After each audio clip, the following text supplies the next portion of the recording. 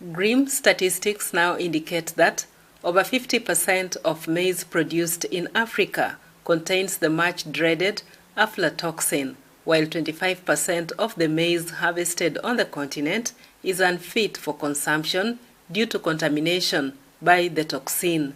Even as this is the case, the infestation of the fall armyworm is worsening the situation, as the insects are able to break into the grains, making it possible for the aflatoxin to enter and multiply. Insect infestation, particularly insect pests that damage the maize grain, will create an entry point for the fungus that produces aflatoxins. So the fall armyworm attacks not only the leaves, the foliage part of the maize crop, but also it attacks the ear and the kernels, the grains of maize. So through that damage, the aflatoxin producing fungus, we call it Aspergillus flavus, penetrates into the grains and produces the toxins, aflatoxins. We have to document how much is this insect pest, the fall armyworm, contributing to aggravating aflatoxin contamination of maize. We have to know that. And then the next step is, regardless of what this pest does to increase aflatoxin contamination, we have to control it. It's a menace to maize production in Africa. Maize is one of the crops most susceptible to aflatoxin contamination that is yet to receive attention by policy makers in Africa. It is estimated that countries of Africa collectively record $670 million annual loss in export due to aflatoxin contamination, and about 30 of liver cancer cases in Africa are caused by aflatoxin contamination in food. Worse still, aflatoxin contamination is causing disruptions in the maize value chain, while at the same time inhibiting cross-border trade, leading to massive post-harvest losses and aggravating food shortage in the region and Africa.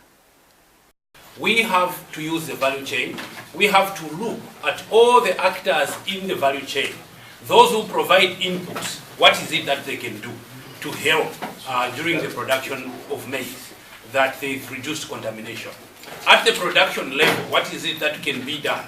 When we are harvesting, when we are transporting, what is it that the traders should do?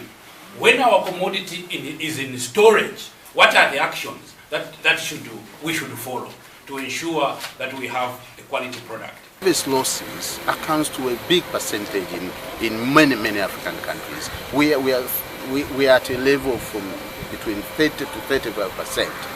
Some other countries, I'm told, is even higher, 50 to 60%. Imagine you harvest and 60% of what you have wasted in energy and money just get lost like that. So I advise my fellow ministers in different countries in Africa to also take this issue as a serious issue to minimize post-harvest losses, and of course.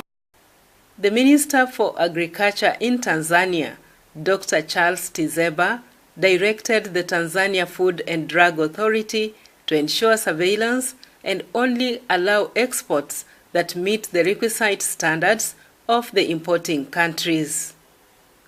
I was calling upon my people, those responsible on quality assurances, kwamba wawasaidie hawa watu before they embark on that journey to export maize to different countries. They should make sure kwamba what they are sending out there is proper, is appropriate, it meets the standards of that country. Na sio kubeba tu mnakwenda, if you reach there and you are told please go back with your product.